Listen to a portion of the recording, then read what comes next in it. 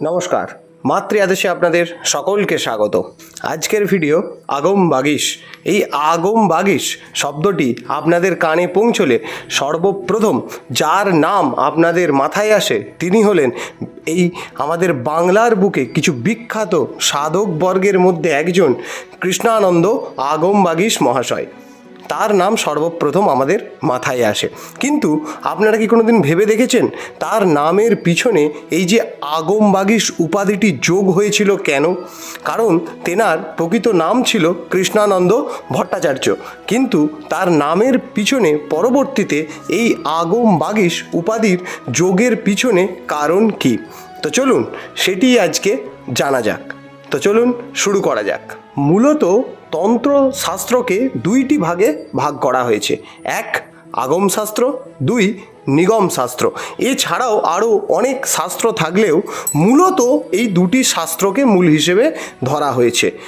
এরপরে এই যে আগম শাস্ত্র, এই শাস্ত্র মতে যে সকল সাধকেরা সাধনা করেন তাদেরকে বা তাদের নামের পিছনে এই আগম বাগিশ উপাধি যোগ করা হয়ে থাকে। এই আগম শাস্ত্র মতে যে সকল সাধকেরা সাধন মার্গ এগোয় তাদের নামের পিছনেই এই আগম বাগিশ পদবীটি যোগ হয়ে থাকে। এরপরে বলা হচ্ছে এই আগম শাস্ত্র কি।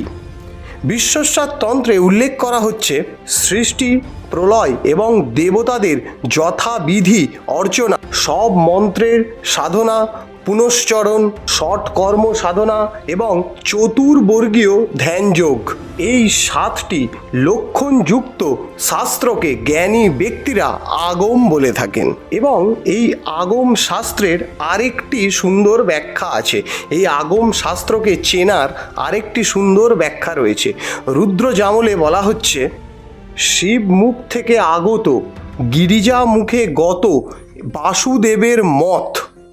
এই জন্যই এই শাস্ত্রকে আগম বলা হয় রুদ্র জামল মতে। এরপরে এটাকে যদি আমি একটু সহজ ভাষায় আপনাদের কাছে তুলে ধরি, শিব মুখ থেকে আগত অর্থাৎ ভগবান শিব বলছেন এবং সেখানে মা শুনছেন এবং বাসুদেব সেটাতে মত দিচ্ছেন। এই শাস্ত্রকেই আগম শাস্ত্র বলা হয়েছে রুদ্র জামল মতে। আগতম, গতম ও মতম, এই 3টি আদ্যক্ষর নিয়েই আগম শব্দটি মূলত গঠিত। এই আগমের সাথে সাথেই আসে নিগম। এই নিগম শাস্ত্রের ব্যাখ্যায় বলা হচ্ছে গিরিজাবত্র থেকে নির্গত, শিবকর্ণে গত ও বাসুদেবের মত। এই জন্যই এই শাস্ত্রকে নিগম বলা হয়েছে। আপনাদেরকে যদি পরিষ্কার ভাষায় সামান্য শুদ্ধ ভাষায় বোঝানোর চেষ্টা করি তাহলে এখানে বলা হচ্ছে এখানে মা বক্তা, এখানে ভগবান শিব শ্রোতা এবং বাসুদেব মত দিচ্ছেন। এটি হলো নিগম শাস্ত্র। এই ছিল তন্ত্রের আগম এবং নিগম শাস্ত্র। এবং আপনারা এরপরে হয়তো বুঝতে পারলেন কেন অনেক সাধকের নামের পেছনে এই আগম বাগিশ শব্দটি যোগ থাকে। আজকের মতো এটুকুনি। ভালো থাকবেন, সুস্থ থাকবেন। যদি ভালো লাগে তাহলে অবশ্যই ভিডিওটি লাইক করতে ভুলবেন না, ইউটিউব থেকে দেখলে সাবস্ক্রাইব করতে ভুলবেন না এবং ফেসবুক থেকে দেখলে ফলো করতে ভুলবেন না। আজকের মতো এটুকুনি। জয় গুরু, জয় মা।